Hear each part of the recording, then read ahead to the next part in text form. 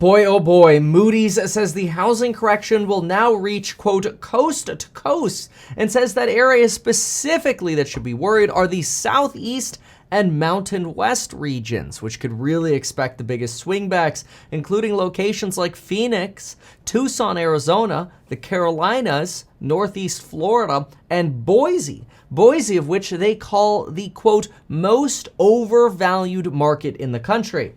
But it's no surprise, folks, that when interest rates skyrocket, sapping about 40% of buyers' purchasing power, and valuations are already substantially higher than they have been in the prior few years, thanks to the pandemic and stimulus-infused craziness that we've seen in the market, it's no surprise that we're starting to see some forms of cracks. Just a few days ago, we talked about Lennar's earnings report and how when Lennar reported earnings, they told us about 3 categories of significant market degradation happening in the real estate market. But we finally have a new update from the Redfin Data Center. So the last update we had from the Redfin Data Center was June 12th, and it was price drops for all markets within the United States. And I've been waiting for this new update that just came out, because if we see a spike in price drops and then we see a flattening or an inflection point down, it means, okay, maybe we just had a temporary, like, quick adjustment with price drops,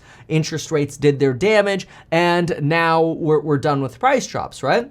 Well, what inspired me to look at the Redfin Data Center was I was just in a course member live stream with the course members, and one of the course members asked, hey, Kevin, I've got $1 million property, paid about $450,000 for it back in 2016, and it's in Arizona, and we're trying to sell it. It's been on the market for 2 weeks. We just did a $40,000 price reduction, and I looked at where they were, and I started getting a little nervous because there were a lot of properties for sale.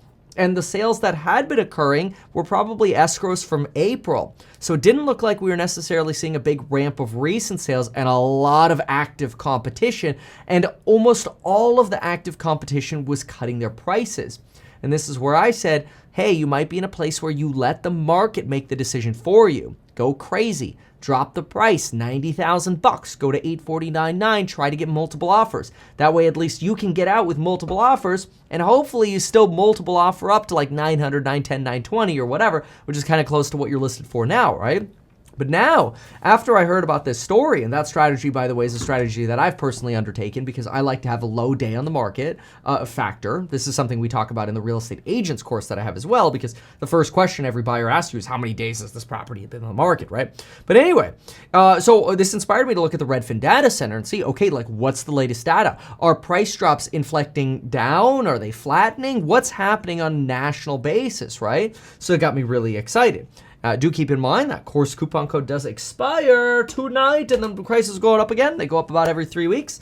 You always lock in the cheapest pricing when you join now. That is, pricing will never go down in the future. It just goes up as we add more value. Okay, take a look at this. So June 12th is where the little dot here is. This is for all metros in the United States on average, right? Look at where it went. It didn't flatten. It didn't go down. No, folks. Boom. It went up. Again, let me show you that here. This is where the dot is. The top one is a percentage of listings with active price drops. You can see that percentage popping, moving very quickly here. And at the bottom, you see that year-over-year change. And if we kind of move from where that dot is all the way to the tippy top, we can see that we've now moved between 6/12 and 6/19. Just a week later, we've moved a substantial chunk to the upside here. I really think that in about 3 months' time, rather than seeing 6% of homes with active price drops compared to 2%, we've already tripled the number of homes with price drops, right?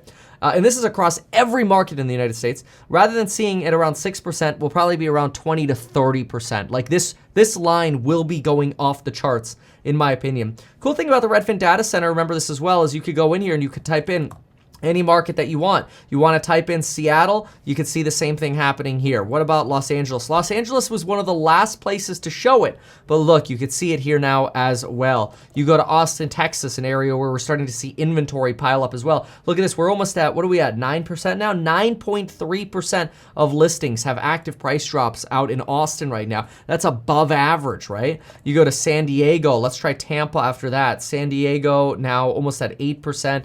and Tampa thereafter. And then we got to talk about Canada too, which is just crazy. Oh, whoa, look at that. Tampa's over 10%, 10.8%. So you see that very clear inflection point. Folks, changes are happening in the real estate market. You better get yourself prepared for these changes in the real estate market. And if there's any example of potentially what's to come, it might be what's happening in Canada. Now, Canada kind of shrugged off the great financial crisis. Their home values have tripled since 2020.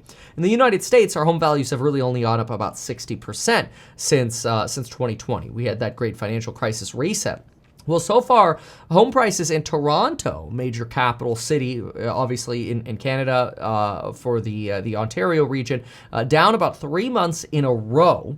The median price for a home is now 10 times the median household income. This is the highest ratio we've seen in Canada since 1980. And we are expecting that now the median mortgage takes 75% of your household income to afford. And we're starting to see what they're calling a transition. The economists refer to this as a transition from housing FOMO to, that is fear of missing out, to fear of getting screwed. And so what we're seeing is an increase in price drops. We're seeing actual closings down. We're seeing cancellations up. And we're seeing fewer speculators now get into the housing market as they see uncertainty in the market ahead, which means less competition for those homes that do come available.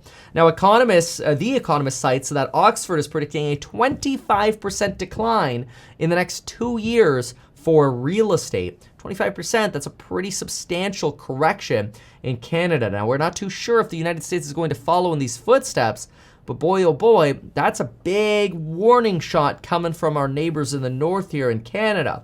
Now, keep in mind, we're going to keep watching this Redfin data center sentiment in markets. We're going to watch that 10-year Treasury yield, which did come down about 30 basis points, actually, from about 3.4 to 3.1 today, which is good. That actually helps lid mortgage rates.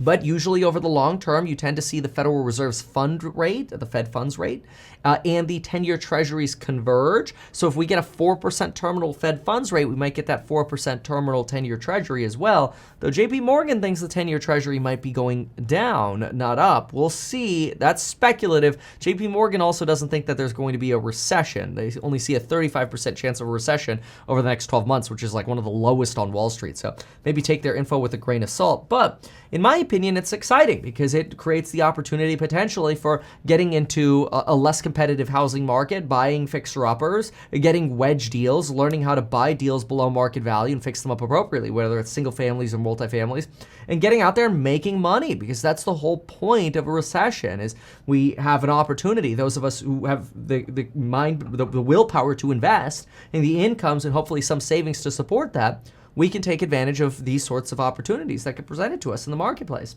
And if for whatever reason you need help identifying those, or you want a massive discount program that we have with Lowe's, you want access to our daily live streams where we review real estate or stock analysis on a daily basis in our live streams, plus all the recorded lectures, and you can watch the live streams on replay as well. We got over 5,000 people that usually do regularly watch our live streams on replay. Folks, check it out down below. There's a coupon code that expires tonight, which just means the price is going to be going up, and you should take advantage of that coupon before the price goes up so you lock in the best price. Thanks so much for watching, and folks, we'll see you in the next one. Bye.